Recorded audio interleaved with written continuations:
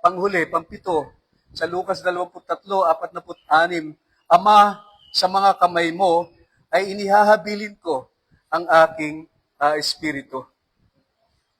Pansinin natin, yung pananalita ay kabaliktaran noong Mateo 27:46, Diyos ko, bakit mo ako tinalikuran? Ngayon, Ama, sa iyong mga kamay, inihahabilin ko ang aking kaluluwa. Nabaliktad na. Nawala na yung pagtalikod. Ano nang nangyari? Na ipakipagkasundo na niya sa Diyos ang makasalanan.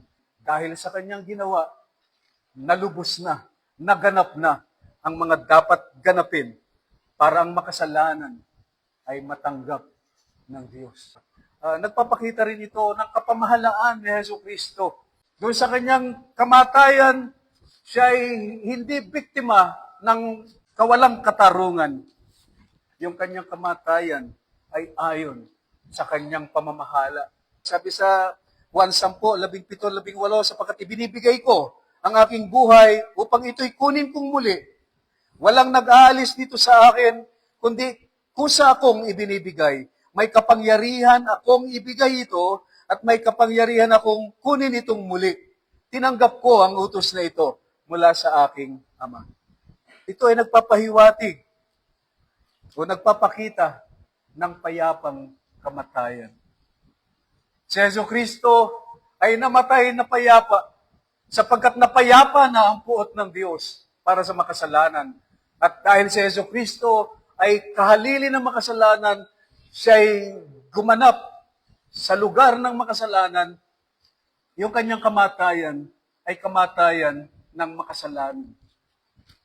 Kaya kung si Kristo ay payapa sa kamatayan, ang sumasampalataya sa Kanya ay payapa ring mamamatay.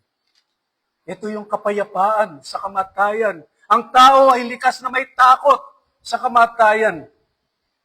Sabi sa Hebreo 2:14, kaya yamang ang mga anak ay nakibahagi sa laman, siya man ay nakibahagi sa mga bagay na ito, upang sa pamamagitan ng kamatayan ay kanyang mapuksa ang may kapangyarihan sa kamatayan, etc., at mapalaya silang lahat na dahil sa takot sa kamatayan, sa buong buhay nila ay nasa ilalim ng pagkaalipin. Ang mga hindi mananampalataya ay takot mamatay. Ang mananampalataya dahil kay Kristo ay payapa sa kamatayan sapagkat alam natin na tayo ay tanggap ng Diyos, na tayo sa atin ay wala ng kahatulan. Yan ang bisa. Yan ang isang mahalagang itinuturo, ipinapakita rito sa atin ng pananalitang ito. Payapang kamatayan. Ipinakipagkasundo na ng Diyos o ni Kristo sa Diyos ang makasalanan. Kaya yung paghahabilin ng Espiritu ni Jesus sa Ama ay nagpapakita ng pakikipagkasundo ng makasalanan ay nangyari na sa kamatayan ni Kristo. Kaya muli, sa inyo ng mga wala pa kay Jesucristo, ngayon may takot kayo sa kamatayan. Pero yung pananampalataya, yung ebanghelyo, kung inyong sasampalatayanan, ito ang lunas sa kamatayan, sa takot sa kamatayan. Payapa, payapa ang ating kaluluwa. Ganyan ang bisa ng kamatayan ni Jesucristo dito sa krus. So, ito ang 7 huling pananalita ng Panginoong Jesucristo.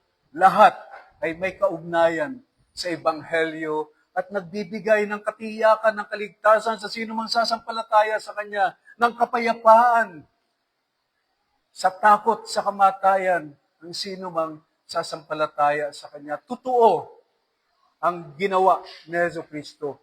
Totoong dinanas niya ang lahat para sa kaparusahan ng ating mga kasalanan. At kung tayo ay sumasampalataya kay Jesucristo, payapa. Payapa tayo, may kapayapaan tayo sa harap ng Diyos. So nawa sa inyo na mga wala pa kay Jesucristo, ito ang mensahe ng huling 7 pananalita. Ang mga ito ay nagpapakita ng kapangyarihan ng kamatayan ni Jesucristo para sa ikapagpapatawad ng lahat ng mga kasalanan ng sino mang sasampalataya sa Kanya.